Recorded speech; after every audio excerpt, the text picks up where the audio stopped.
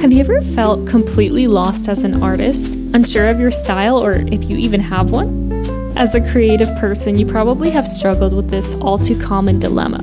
What is my art style? And how do you find something that's different than every other artist? Today, I'm going to be sharing with you 8 tips on how to find your art style and a little bit about how I found my own. Hello friends, and welcome back to my channel. I've noticed a pattern with a lot of aspiring artists in this quest to find their perfect art style. From the beginning, I want to say stop. Stop trying to find your art style. The reason I say this is because style is not something you find, it's something that's developed with time. Style changes with you. It is as ever-changing as you are. If you consider the kind of art you made in middle school or high school compared to now, you would see a very big difference in the style. And it's probably because you've changed a lot since then. You're a very different person now. For example, when I was young, I would have considered my style to be only pencil and only animals. The fluffier, the better. Your art is always going to be a reflection of who you are, and who you are is constantly changing.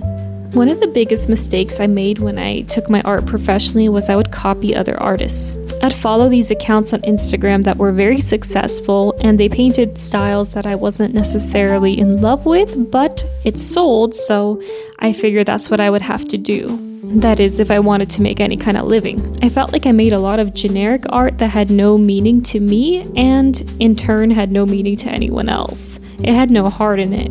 It was when I started to paint what I wanted to paint where I actually got any kind of success. Here are some practical tips I wish I knew before I started my journey. Tip number 1. Your style is developed, not found. It changes with you as you change. It takes time to learn and develop, and your art style is a reflection of who you are in your current season. It reflects who you are and where you are in life. Your art should be almost like a visual diary, like if you were to go back a few years, you would be able to tell where you were just by looking at the kinds of art you created. Tip number 2 is look for inspiration outside of art. Now, it's perfectly fine to have your favorite artist, but I encourage you to look at other things that inspire you. What makes you feel happy? What moves your spirit? What is something you find absolutely beautiful? I personally take inspiration from little things like golden hour or quilts or scrapbooks, autumn leaves, flowy dresses, wildflowers, cows, open fields. It really could be anything. Whatever moves you. For example, if you love film photography, what if you try matching the colors you see on film photos or trying to match the grain with the type of paper you're using? Maybe you're really fond of beautiful old architecture and you can incorporate that into your art by drawing different scrolls and designs. Perhaps it's the colors of a sunset that really move you or a certain emotion. Use your creativity to take that thing that moves you and put it on paper. Tip number 3 is to personalize your reference photos.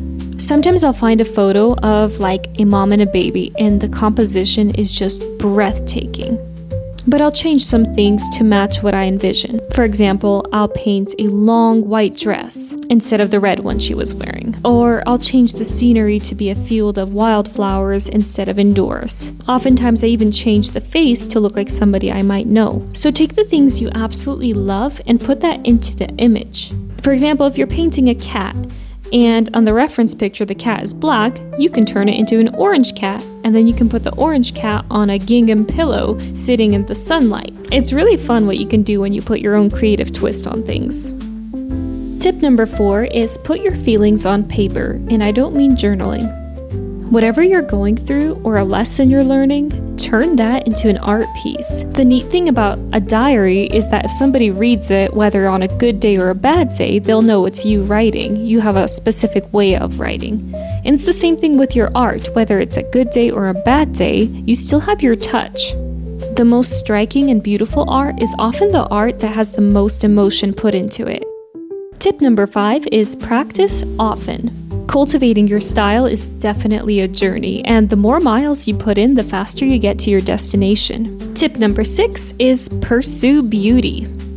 Creating art is a pursuit of creating something beautiful. To me, it's very strange to set out to make an art piece without the intention of making it beautiful, which is why I'm not a fan of a lot of modern art. Write down a list of things that you find most beautiful in this world. It could be physical things, spiritual things, it could be a location, a memory, a nation, a language, maybe even a song.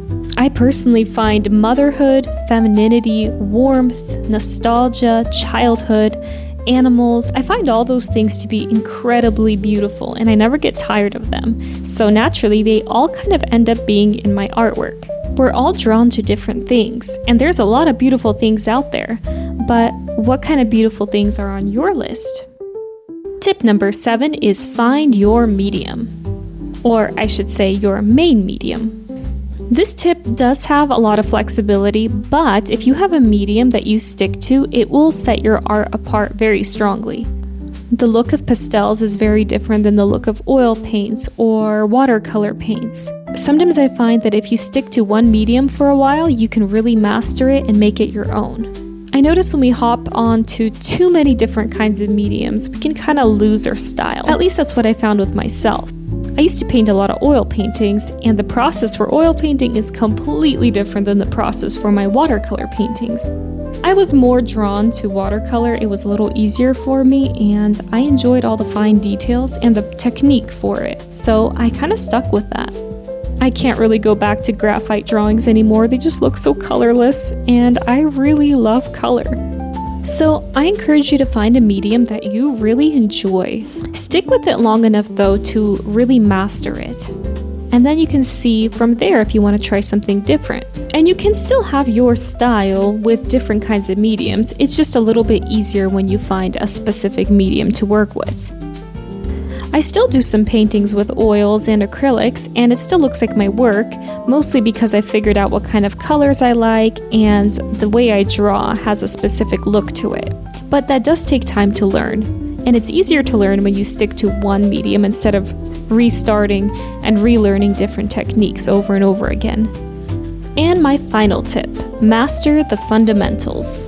It's very hard to find an art style when you can't even draw a circle. So take the time to learn proper techniques such as shading, composition, lighting. You don't have to be perfect, but you should have a general understanding of basic art skills. Consistency is key in so many things, and art is no exception. So make sure you're loving the process, make sure you're loving the subject, and you will naturally find your style. I hope these tips were helpful for you. Thanks so much for watching, and please subscribe if you'd like to see more content like this. And I hope you have a wonderful, wonderful day.